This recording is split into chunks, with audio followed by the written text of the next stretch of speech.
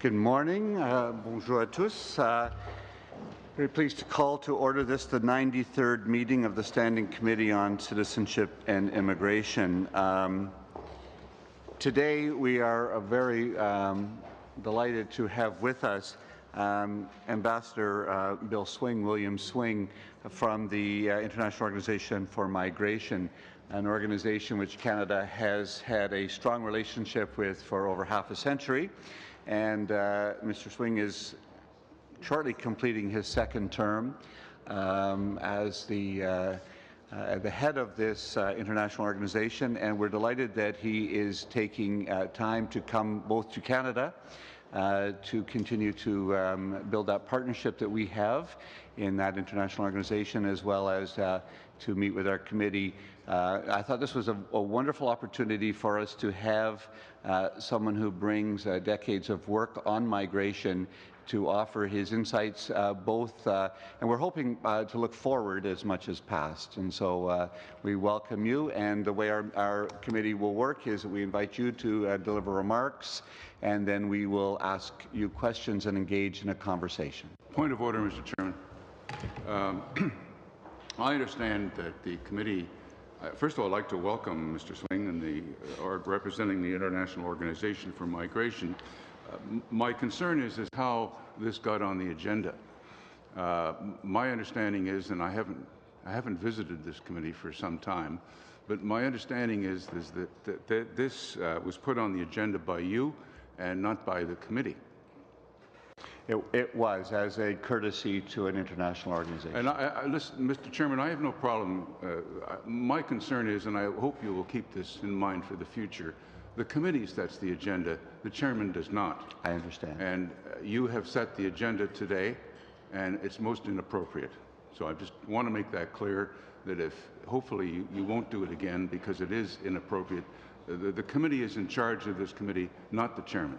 I understand. Thank you, Mr. Chairman. Thank you. Thank you, Ambassador. Your time. Thank you very much, Mr. Chairman, members of the committee. It's a unique honor for me to be able to have this opportunity to have an exchange with you. I've discovered over a long period of time that when I became an ambassador that I spent too much time in the offices of the administration and not enough time with the U.S. Congress. I was 40 years in the U.S. diplomatic service.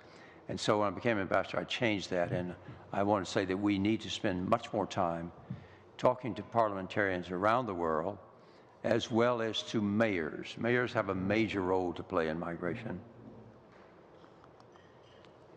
as do you. I think the value of this exchange is the opportunity to hear from you, to have your questions, and to try to respond to these. And so I will be relatively brief, not more than, I hope, 10 or 12 minutes. I wanted to make basically 3 points. First point is that we are living in a world on the move. Migration is already a mega trend of this century. There are more people on the move than at any other time in recorded history. This is not because the percentage is higher. For 20, 30 years, it's been about the same. About 3.5% of the world's population are crossing borders, international migrants. But it's because of a demographic phenomenon that the world's population quadrupled in the 20th century.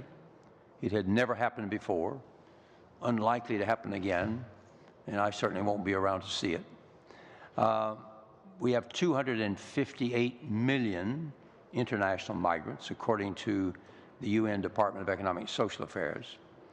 We have another 750 million domestic migrants moving, for example, from the western, more impoverished provinces of China to the affluent coastal cities, Guangzhou, Shanghai, Hong Kong, etc. In fact, China alone has more domestic migrants than there are international migrants. But of course, everything is big in China, as we know. So that means that you have a total of 1 billion persons who can be called migrants. In other words, 1 in every 7 persons is a migrant. My own family is scattered on 4 continents. And I think my family is becoming much more the rule than the exception. So we're in a world of what I like to call not migration, but human mobility. But the rules have not kept up with the movements. We also, most migration is occurring in a safe, regular, and orderly fashion, the vast majority. There is as much south-south migration as there is south-north migration. Seems that everyone in Europe thinks that everybody's heading north. It's not true.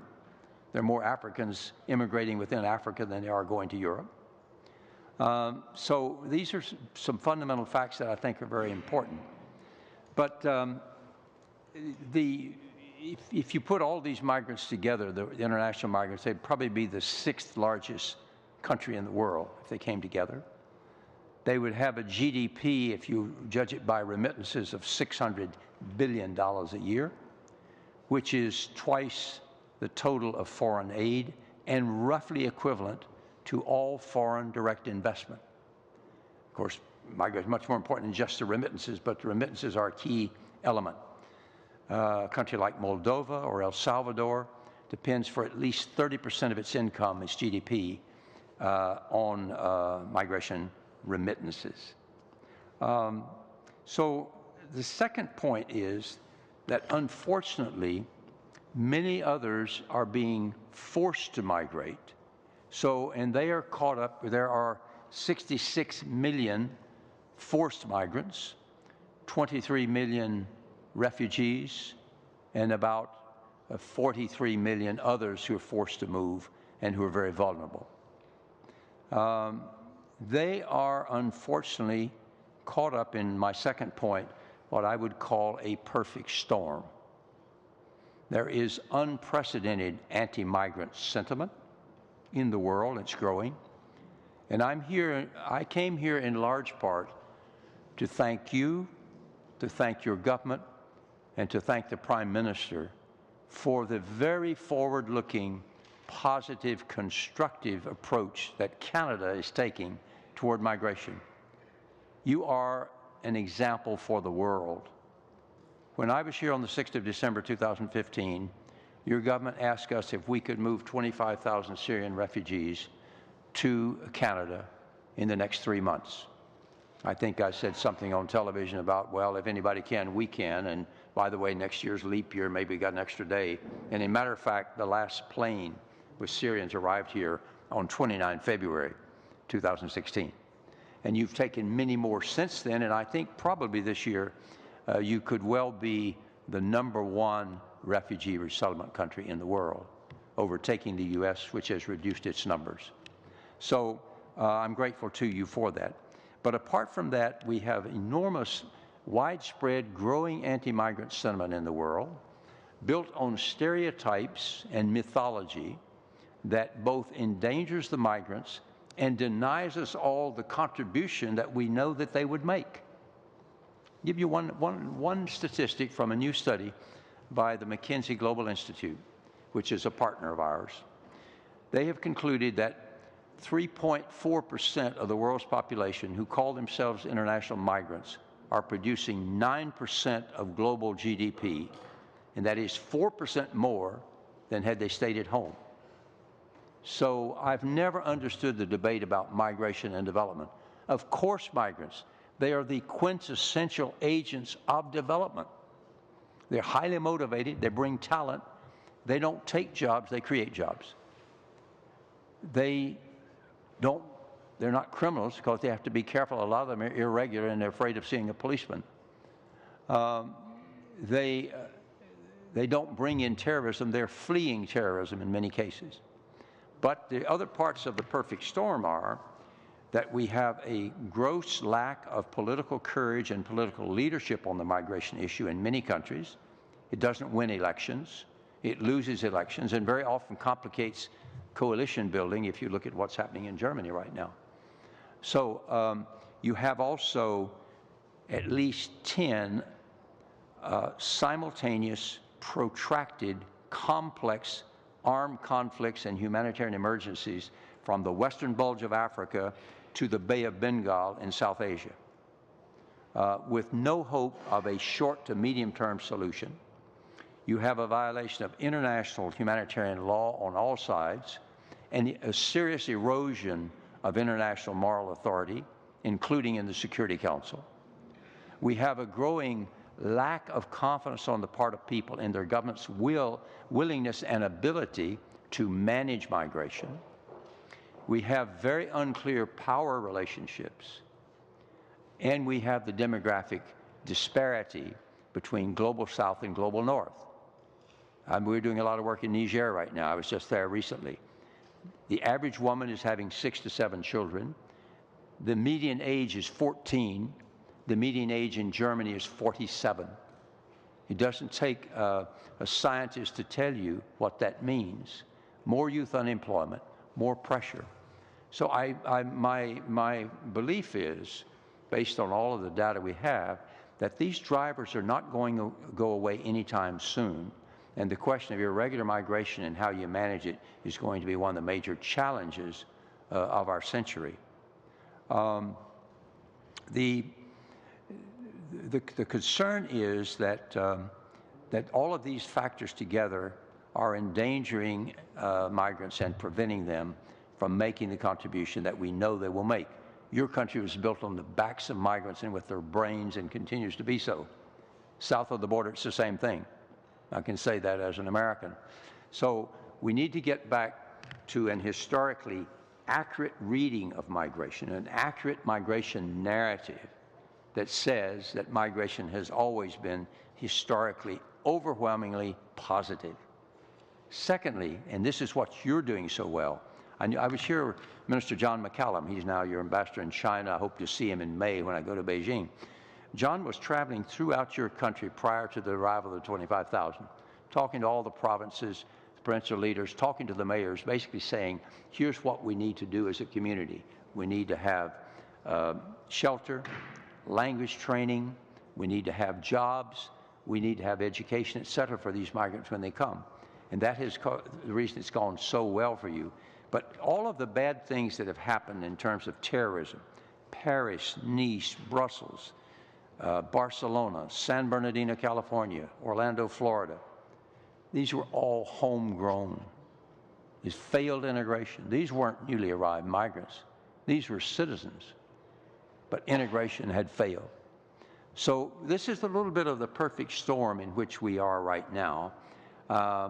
Europe has 3 problems in its migration problems. First of all, they don't have a policy. Viktor Orban in Hungary is not going to agree to anything that Brussels preaches.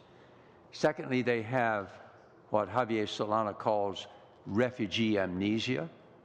They've forgotten that 61 years ago, 200,000 Hungarians fled to open arms and open hearts in Austria and former Yugoslavia. But today is a different story. This organization, IOM, and the UN High Commissioner for Refugees, we were formed in 1951 to take Europeans ravaged by the Second World War to safe shores and new lives in Canada, Australia, United States, and elsewhere. But that's been forgotten. That's refugee amnesia. And the third problem is there's a psychological problem. If you have been a continent that for 300 years has been a continent of origin, peopling the world, and now, because of demographic deficit, you become a continent of destination. That's a psychological adjustment. We're no longer sending our people out. People are coming to us. They look different, they speak differently, they practice a different religion, speak a different language. And that is a psychology that we all have to make. That's particularly the case, I think, right now in countries, particularly on the European continent. Point of order, Mr. So I would say then, we have a world on the move. Ask you to Yeah, wrap. I'll wrap up. Final point. We have a world on the move. Migrants are in the middle of a perfect storm. So therefore, in a perfect storm, what do? You grab the high ground. So the high ground is what you're doing, a policy that knows how to integrate migrants and make them feel at home. Secondly, we've got to do something about the Global Compact on migration. I know you'll have probably some thoughts and comments or maybe questions on that. But I think here the Global Compact gives us an offering. We will learn also by this to change the narrative back to a positive narrative about migration and learns to embrace and to manage migration. I'll stop with that, except to leave you with one thought. Point of order, Mr. Chair. Migration is not... Point of order, Mr. Chair. No, point of order. Yes. The routine motion in our committee states that witnesses have 10 minutes, and we are well beyond that point. I have some questions to ask. Thank you. Thank you, Your Excellency. Ms. Zahid. Thank you, Chair. Thanks a lot for coming today and providing your important input. I would firstly like to thank the International Organization for Migration for all its work supporting Canada's program to resettle Syrian refugees as well as the vulnerable survivors of Daesh. Could you speak to the challenges that often occur obtaining exit permits and other necessary travel documents to allow refugees to leave the country, and challenges around the transportation of refugees and other protected persons to Canada? Challenges of receiving travel documents and getting making the travel arrangements and everything for the refugees, Syrian refugees. What is my advice on that? Yes. Yeah. Because you played an important role in helping us to... Yes, we do what we can to support you on that. It's very difficult sometimes. They don't have travel documents, and we try to link them up with their authorities. Right now we have the problem in Libya. We've taken 21,000 Africans from the detention centers back home, and we've encouraged all the Africans to send their consular officials back in to help us identify them and give them at least a temporary travel document. We don't have the authority to issue travel documents as such.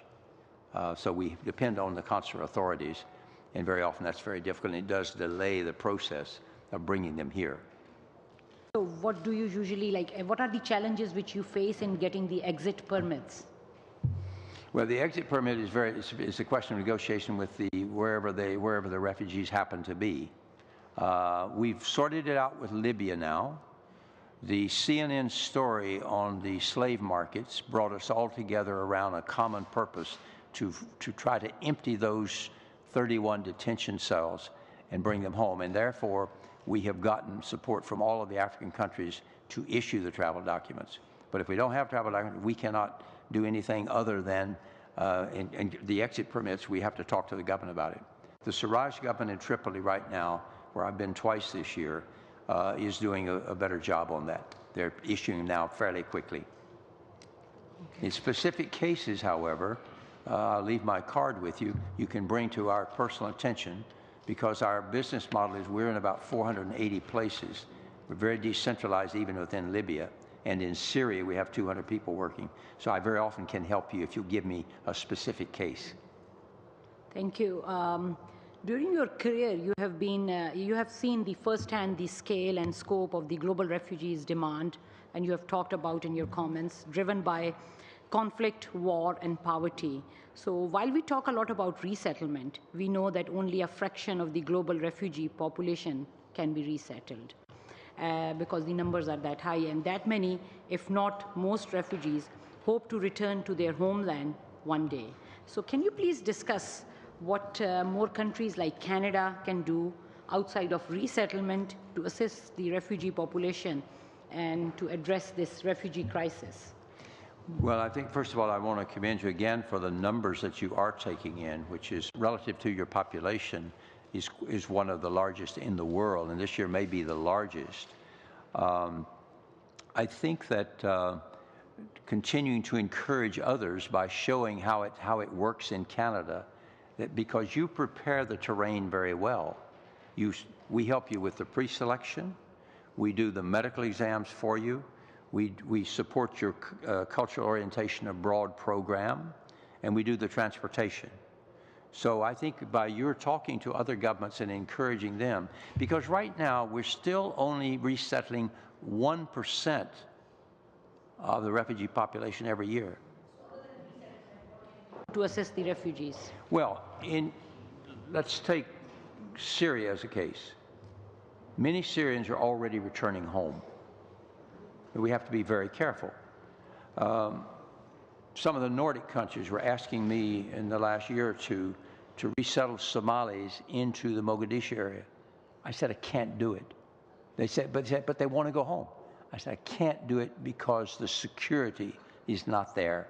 I cannot take people back to an area that I know is insecure. So we're very careful about that. Last year we resettled almost 100,000 people who want to go home. So it can be done. Thank you. I know that the IOM is on the ground in Bangladesh in response to the refugee crisis that has been triggered by the Burmese army and the government of Burma against its Rohingya population. So as you know, Canada has committed over 50 million in humanitarian aid relief to that region, and the Prime Minister's Special Advisor, Bob Rae, is preparing a report, and he will be visiting back again Burma. So could you update us on the situation on the ground there, and what more the international community can do to end this crisis and to help those who have been displaced? Thank you. Very good question again. Thank you very much. Look, in September of 2013, IOM was asked by a cabinet decision in Dhaka to take charge of the 190,000 Rohingya who were already in the country. We did that dutifully and looked after them until the 25th of August last year, when the military of Myanmar went into the villages, burned the villages, and another 660,000 fled since then from 25th August until today. So we have roughly 850,000 Rohingya there now. We're still doing the coordination with our traditional partner, UNHCR, and many other agencies, but the needs are enormous. And the Bangladeshis, of course, you have a very small country with overpopulated already, with additional nearly 1 million people on their territory. And they want to know how can these people be resettled? And that is a major political issue with the military, who really don't want them back. They took away their citizenship to start with, they gave them an ID card, then they took the ID card away and then chased them out. So this is going to be a long-standing political process to get Burma, Myanmar, to accept them back. Thank you. Thank you, Mr. Swing. Ms. Rempel. Thank you, Mr. Chair. Thank you, Mr. Swing. I know you're a North Carolinian. I have some family there, so a bit of a connection. My questions just relate to some of the audit findings that were undertaken by our Department of Citizenship and Immigration in 2015. One of the recommendations was that our department should actively monitor and report on your organization's implementation of the budget strengthening plan to ensure that increases to membership costs results in evidence-based reporting, policy guidance, higher quality research, and budgetary transparency. What measures has your organization put in place to ensure that Canada is getting better value for money than we were prior to the audit? No, thank you very much for that. I don't have that in my mind as to what we are. I think one of the most transparent agencies in the UN system. We have a regular budget reform committee that meets regularly. It's continued now for the last 3 or 4 years. I've always operated on the principle that you own the organization. I work for you. You elected me. But if there are specific concerns there, I think we're delivering value for money. We have a budget last year, 1.57 billion.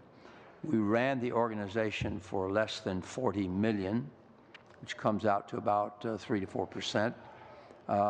We are I think have the lowest markup overhead of about 7%, much lower than most of the other UN agencies.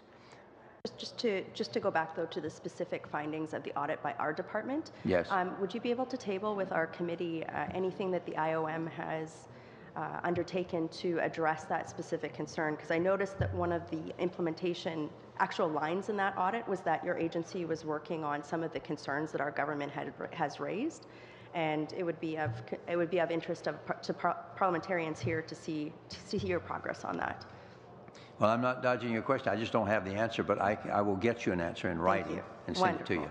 Wonderful. How much is your current budget from Canada right now? Canada has provided IOM $300 million between 2013 and 2017. Okay. You've been extremely generous to us. You've enabled us to work throughout the world. In fact, I think I have a handout I can give you that has the specifics, including all of the projects that that Canada has supported. It's really quite an impressive. Are you in talks with the government right now for an increase in funding from Canada? I'm sorry? Are you in talks with the government right now for an increase in funding from Canada? Well, we're always seeking more support for projects. You've just given us nearly 2 million Canadian dollars for the Rohingya in southeastern Bangladesh. So is there a formal request from to our government for an increase in operating support for like above and beyond our membership fee? No, in my meeting yesterday with the 4 deputy ministers and their staffs, I told them that as a general proposition, it would help IOM if we got more multi-year unearmarked funding or softly earmarked funding, because we have very little flexibility. All of our money, 97%, is tied to projects, what we call projectization. So beyond that, we have very little money. For example, if I want to expand into the Gulf countries. Sure. So one of the challenges that we're facing right now in Canada is that there's a big demand on a lot of our resettlement services programs to ensure that integration component that you talked about. One of the things that the 2015 audit showed was that and this was done by our department officials, this wasn't politically written, was that it's, quote, difficult to quantify the benefits of membership described earlier in this report in an exact dollar figure given the participatory nature of the engagement.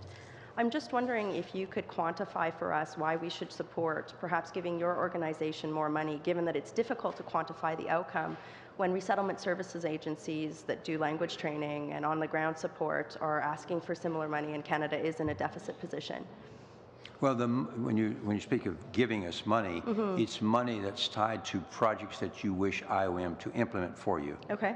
And that's the analysis I can give you here of all the projects we've done. So none of our funding goes to any sort of administrative or just general membership fund for you? Well, we have the 7% markup that we use, yes. Sure. During our Syrian refugee initiative, one of the causes for delays of refugees to be settled in Canada was the backlogged flight arrangement process through your organization.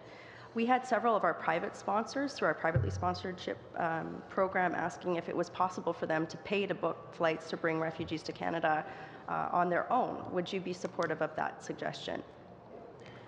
I think it's a good suggestion if they wish to do that. I would see no problem with it at all. Excellent, thank you. It would save your government money too. Another issue that the 2015 audit report found was that the structure of the IOM made it difficult to navigate and that there was in addition to some scope creep issues that were identified by department officials, that there was no single point of contact that the CIC or our immigration department could reach out to if it had an issue. Have the necessary structural changes taken place to address this issue? So you talked about projects, and our department essentially said you didn't have a central point of contact for our department officials to contact. Sorry. What's changed what structural changes have you made to address that audit finding? I'm sorry, I should have had this on earlier. Would you just repeat the audit finding? Sure. Sorry. So an issue that came up in the audit that I mentioned in 2015 was that the structure of the IOM made it difficult to navigate. In addition to scope creep issues, our department found that there was no single point of contact that our department officials could reach out to in your organization if it had an issue. So given that as you mentioned, we have many projects and contribute significantly to your organization, what structural changes have you undertaken to address this issue? When I arrived on the scene in 2008, we did a structural review reform, and we restructured it because we had things that were called regional offices that had absolutely no capacity and are actually competing with the countries that they were supposed to be supporting. And so we did that. We reviewed the structural reform in 2013. And found that it was working more or less as we thought it should. So this was 2015, and the audit found that our department officials had no central point of contact to contact you. I'm in afraid I 2015. need to end that questioning Thank there. you. We'll go I to will Ms. come Kwan. back to you on that because I think I owe you an answer on the 2015 audit, and I'm not familiar with it. I'll have to tell you. I'll come back to you. Ms. Kwan. How do you get this thing on? Thank you very much, Mr. Chair, and thank you, Ambassador Swing. Before I get into the questions, I'd like to just put a notice of motion on the record, Mr. Chair, and the motion reads as follows, that pursuant to Standing Order 1082, the committee undertake a study of the Immigration Refugee Board complaint process. That this study examines the procedures in place to make a complaint, the complaint review process, transparency and accountability measures within the complaint process, and the impact of complaints against IRB members on the federal court system in terms of the filing of appeals to decisions made. That the study should also examine the training provided to board members regarding the cultural sensitivity, gender, LGBTQ+, and other vulnerable population issues. That the study should be comprised of no fewer than 4 meetings, that the Minister of Immigration, Refugees and Citizenship and IRCC department officials be in attendance for at least one of the meetings, and that the chairperson of the IRB and the IRB officials be in attendance for at least one of the meetings, and that the committee report its findings to the House, and that pursuant to Standing Order 109, the government table comprehensive response thereto. So with that, I'd like to then get into the questions, and thank you again, Ambassador, for your briefing and update on the work that you've undertaken, as well as the global environment. I particularly want to acknowledge and say thank you for your acknowledgement of Canada's role in terms of what we are doing. Now, in 2016, it's true that Canadians, or Canada, if you will, played a significant role, I think, with respect to the refugee crisis. In terms of the government-assisted refugees, we brought in actual numbers, 23,523 people. When you add in the privately sponsored and the blended sponsor, we were at 46,000, so not an insignificant number in the context of our country. But 2017, 2018, 2019 going forward, those numbers reduced significantly. The government-assisted refugee numbers reduced from 24,600 as a target to 7,500 as a target for 2017, 2018, and 2019 is 8,500. The total numbers, when you add in all the categories, it's almost half of what we had committed in 2016. So I would say that there's much more work to be done, and while I thank you for your acknowledgement, but I think Canada needs to continue to step up in that regard, and I wonder if you have any comments about that.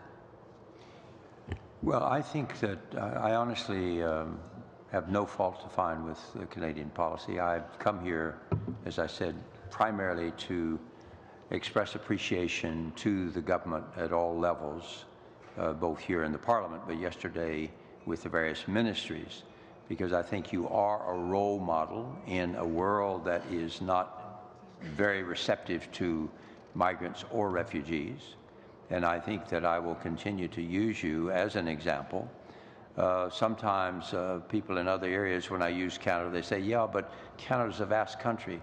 But migration is an urban affair. Most of the migrants coming to your country are settling in 5 or 6 major cities. They're not in the outlying areas.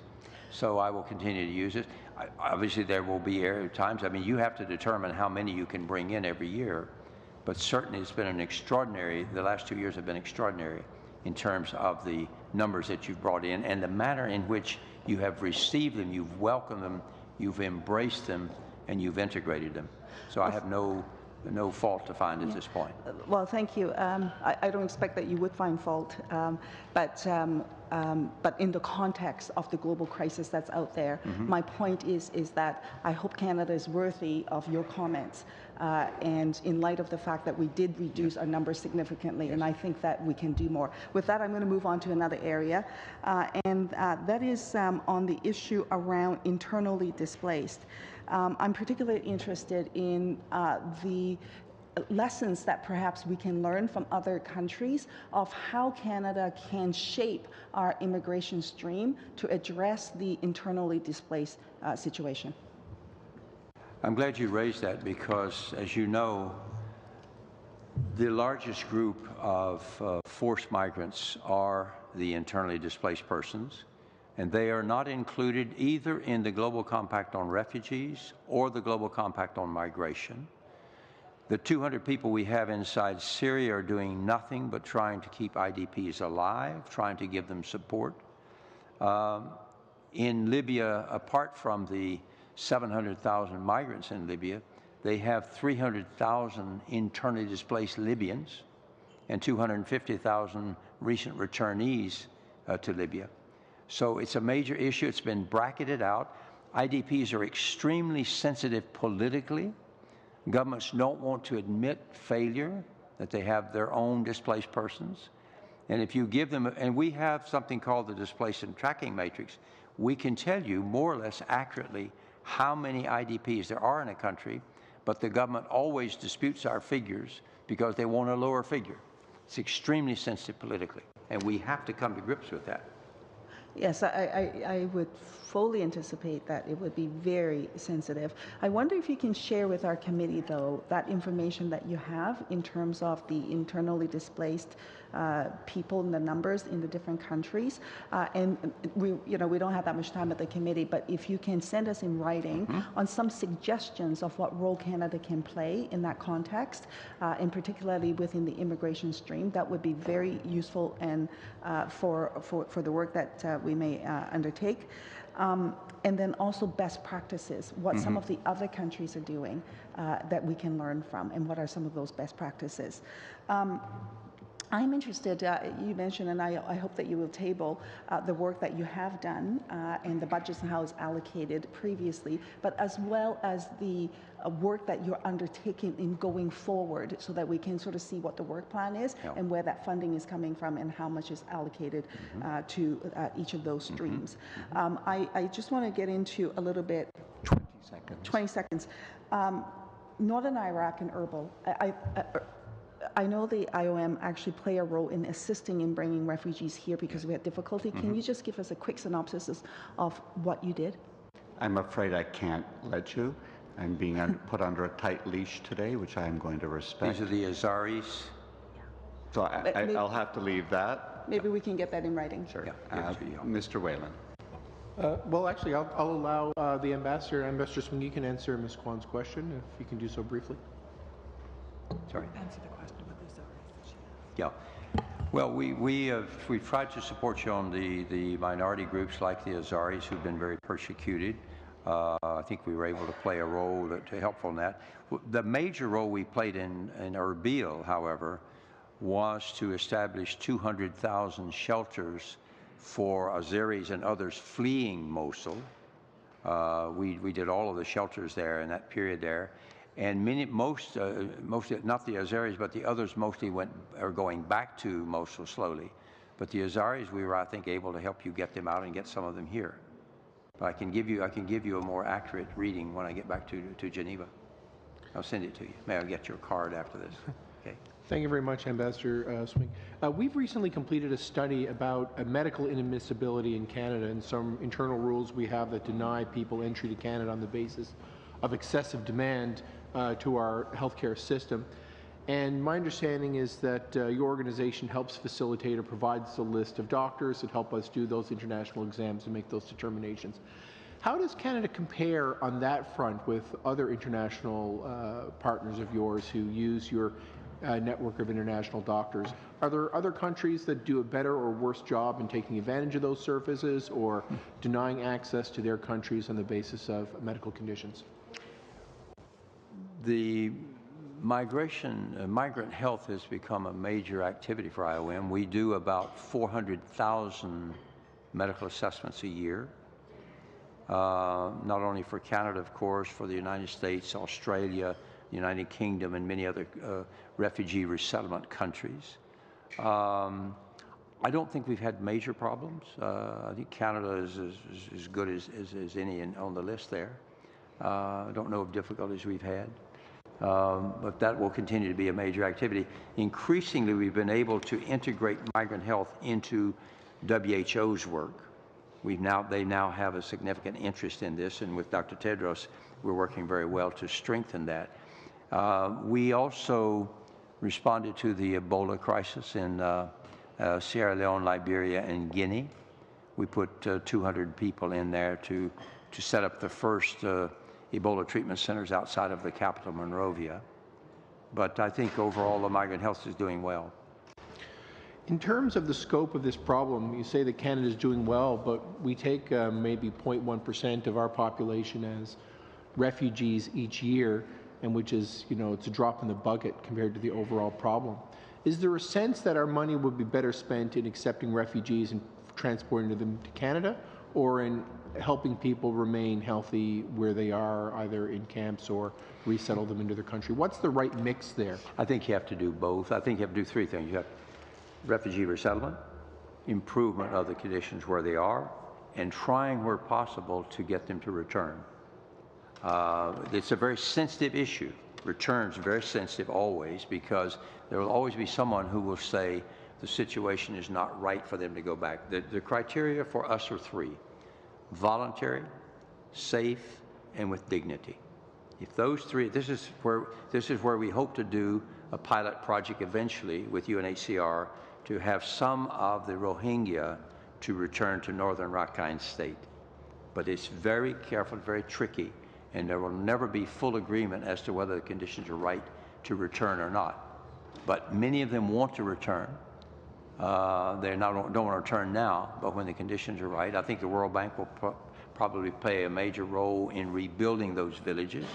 Whether they do it as a project or provide the money to the Rohingya to rebuild their villages themselves, it's not clear to me. Thank you, Ambassador Swing. I'll be sharing my time with Mr. Sarai. Thank you, Ambassador. I appreciate your coming to us, and I appreciate your goodwill about Canada's role internationally on refugees. And I just want to remind you that we've actually one of the rarest countries where we have more demand for refugees than we even have it. Our privately sponsored refugee sponsors are actually more eager to take more. It's a good problem to have, and I'm glad that the world is recognizing that. From a ground level, and you're at a 10,000-foot level, we settled, as Ms. Kwan said, thousands of refugees last year and the year before. One of the biggest challenges we find is that when they come to our constituency offices, and I have one of the largest amounts in the country, that they are still worried about their loved ones, their brothers and sisters' families, their extended families, and we have no ability to match them or prioritize those that are their siblings or loved ones. And when we contact UNHCR, we get no response. Our government can't select those. So is there a way that your office can help facilitate or accelerate those that have siblings here? Because what happens is they are not able to settle as fast here when they're worried about their families there. They're not getting jobs as faster. They're not learning English as faster, as opposed to an economic immigrant who is eager to do that, because they're still worried about that. And we have seen in studies here that settlement is much more successful when family is here and extended family is here. So any thoughts on that? Yeah. No, you're absolutely right. I mean, we give strong priority to family reunification. People who are there with their families are much more likely to be productive and good citizens than those who have their families stranded elsewhere. I think, again, the best thing to do if you have a particular case is to bring it to my attention. I have a very close relationship with the UN High Commissioner for Refugees. We meet on a regular basis. We're literally 5 minutes apart in terms of our offices. I know that they believe strongly in family reunification too. This is why some of the discussion recently about wanting to put that in a more secondary level, I think, is unfortunate. I think we will always seek to reunify families. I don't know exactly what recent developments have been in UNHCR, because I would have thought they're committed to the same principle. I will discuss it with Filippo Grandi when I go back to Geneva, though, to see if there's any change there. I would be surprised.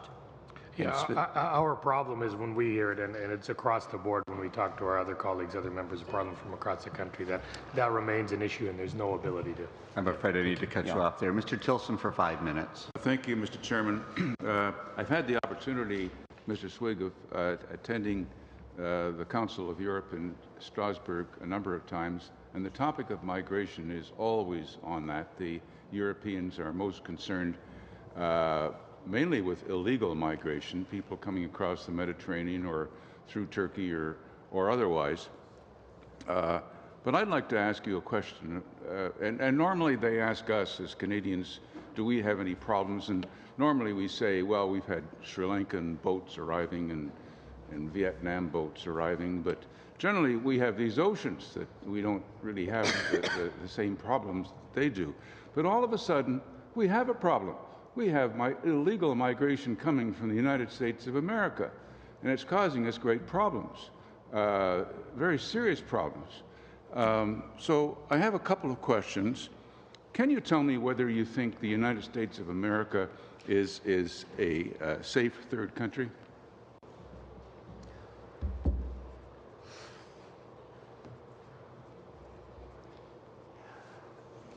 I'd like to think that it still is. There are constraints and ways within the checks and balances system to give protection to migrants. I think that doesn't mean that they don't have fears from what they've heard from recent pronouncements, that it might not be good to be there. I suspect that's happening. I know if they believe what they hear, they may think, well, it's not like it used to be. But I would judge at this point still a safe third country. I have no reason to question that.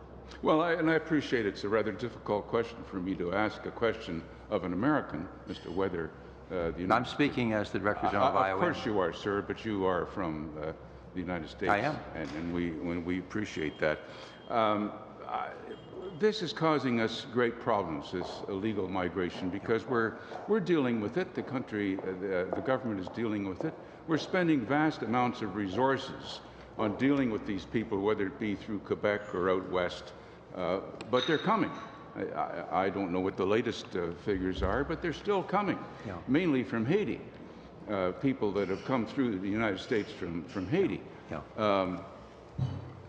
Can you, with your experience in other areas, give us some advice? Because as a result of the resources that's being spent on this problem, we're not able to use those resources in other areas for other areas, people who want to emigrate here, people who want to get visas, blah, blah, blah, etc. We're spending vast amounts. Can you give us some advice as to how we should deal with the problems, and whether you've had any discussions with the authorities in the United States as to how they can help us? I mean, they arrive by taxis. They arrive by taxis to our border and cross over. Do you have any figure? You know, I've become aware of this in the short time I've been here. Do we have figures on it? Do you have some idea of what the numbers are? Apparently quite large. Huh? 40,000. Mostly Haitians, I suppose, El Salvadorians? 40,000. Well, you see, the temporary protective status, which had been in place since the earthquake. I was ambassador in Haiti for 5 years, and it's a place I dearly love, and I know you have a strong commitment to Haiti. But when the TPS was removed, I guess they started coming across the border. Well, I would suggest the best thing, are you having bilateral conversations in Washington? Well, I guess I'm asking the question, should the United States of America close the loophole in our safe third country agreement that allows people to illegally enter Canada and claim asylum? Can you give us a comment on that? I think, again, it's a bilateral question to discuss with the United States. Well, what's your advice? To talk to them and to explain, give them figures and say, this is happening. You've lifted temporary protective status. Could you not restore it? Well, sir, you say you want orderly migration. There's a problem. Yeah. The theme of your organization is to provide orderly migration. We don't have it here. All of a sudden, Canada's got a problem. Well, you have the same problem now that Europe has with people coming into Europe. But if the numbers are manageable, could you give them temporary protective status? I appreciate the work that you're doing in Europe, but now all of a sudden we've got a problem in North America, and you know the Americans have their problems with the here. I don't know what this wall business is that's going on. People have their comments about that, but I'm strictly talking about Canada. We have a problem in Canada because of illegal migrants coming to Canada. Thank you, Mr. Tilson. I need to end you there. Just to make sure the record is correct on that number and you're not left with the wrong number, in 2017 it was 20,953, not 40,000. 20,953 asylum seekers across the border at those points. And it's actually not as far off other years when we look at a year-to-year study. Just wanted to make sure you had that. Point of order, Mr. Chair. Actually, it's a significant increase from other years. The 20,000 figure for illegally crossing migrants and claiming asylum is one of the largest in history, and the number 40,000... I don't think that's a point of order. Thank Well, you. it is. order, You Mr. just Chairman. put fact on the record that is factually incorrect. So- 20,953 But you is. said it was not out of order of other Mr. Chairman, years. you're correcting us, we're correcting you. Yeah. Thank you. That'd be a point of debate. Well, then stop interrupting our debate. It was actually my time. Thank you very You much. have no time, sir. Mr. Nang Desangari. Thank you, Mr. Chair. Ambassador, welcome. I had the opportunity earlier this month to visit Cox's Bazar and, in fact, meet with some of your folks, and had the benefit of looking at the work that you do on the ground. So I want to first and foremost just thank you and thank your team for their efforts, particularly in Cox's Bazar in Bangladesh, a country where there's significant amount of poverty. Yet over the past 30-odd years, they've taken on over 1 million people, and most recently, as you'd indicated, 655,000, I believe, is the number. So just picking up on that, and you had indicated in your remarks that there's discussions or there's some potential for and desire for some individuals to go back to Rakhine State. The indication that I have, having spoken to a number of people, is that they're very apprehensive.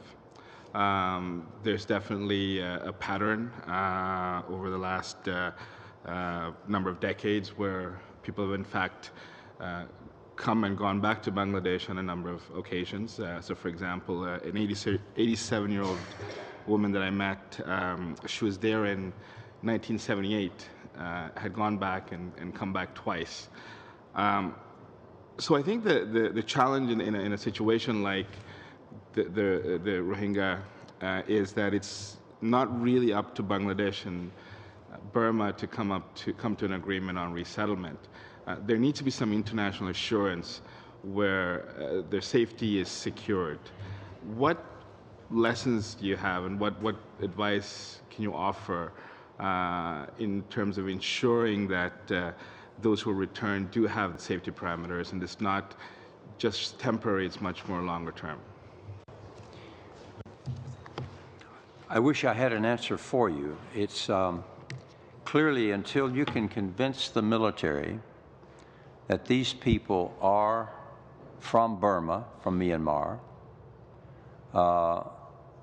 and that they have a right, they've been there for generations. You see, the military is trying to sell a fiction that these are really Bengali. They came there from Bangladesh. They've never been citizens of Myanmar, and everybody knows they are.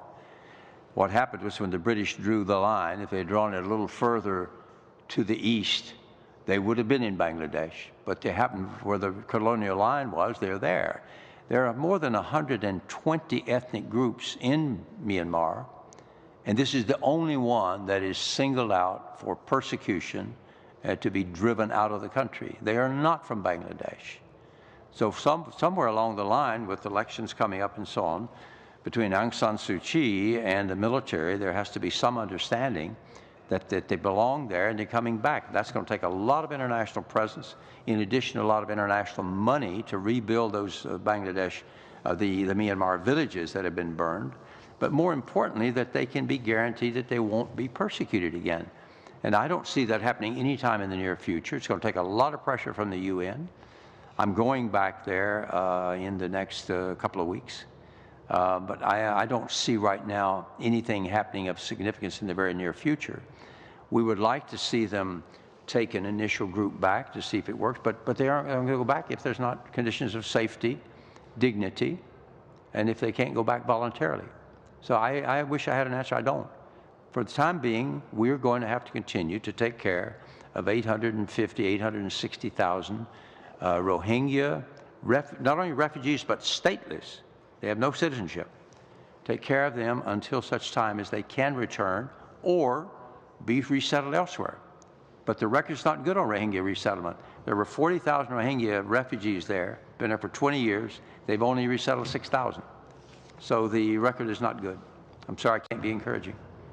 And part of the challenge part of the challenge there is exit visas from Bangladesh. So my understanding is that even if resettlement is offered, then there's an obstacle with respect to the difficulties in getting exit visas from Bangladesh. Have you had any discussions with the government of Bangladesh on this? No, not up to now. What we've been trying to do with the Bangladesh government was to urge them to continue to be as generous as they've been up to now, and not to look for sort of offshore solutions. At one time, they were talking about putting them on an island offshore, and we felt that that was not a good arrangement, that their conditions of safety and proper housing and so on could not be guaranteed, and to keep them in Cox's Bazar until other arrangements could be made. But it's one of the major challenges that we and UNHCR and others face, and we're all going to be there for a long time to come. Thank you. Thank you, Mr. Nandasangari, and thank you, Ambassador, for this time with us. It feels too short. I would like to have much more time, but I know we don't and you don't. So I hope your trip to Canada is good for you as well. And thank you for 10 years of work on our behalf, on Canadians' behalf, with the IOM. And I wish you, I'm really looking forward to your next career. Well, thank you. Thank you. I'm sorry I haven't been able to answer all the questions. I have several follow-ups to several of you, 2015 audit, and I know I owe you an answer also. I'll get back to you. If there are others, I'll leave you my card. Very good. Thank you very much. We'll take a brief break as we move, and we'll move to an in-camera meeting. Thank you.